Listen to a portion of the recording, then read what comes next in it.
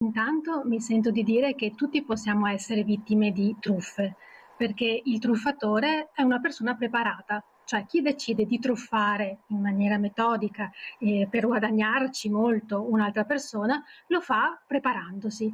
Quindi sa bene quali sono i meccanismi che ogni essere umano può utilizzare per valutare le situazioni. Truffatori sempre più esperti e preparati in grado di raggirare non solo le persone più fragili. La cronaca degli ultimi mesi ne è la conferma, che sia il viaggio premio, la paventata fuga di gas o il finto incidente accaduto ad una persona cara, i casi di truffe sono ormai quotidiani. Sulla questione interviene anche l'Ordine degli Psicologi del Veneto.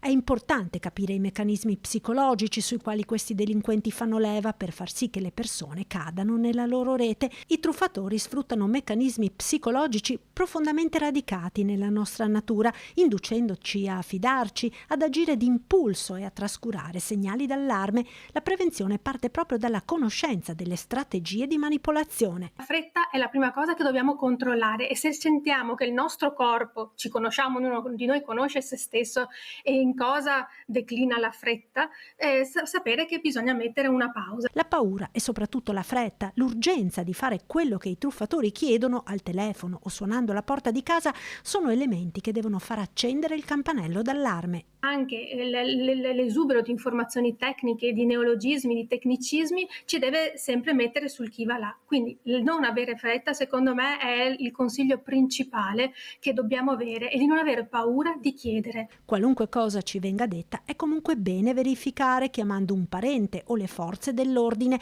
perché riconoscere i segnali di una possibile truffa è il primo passo per difendersi.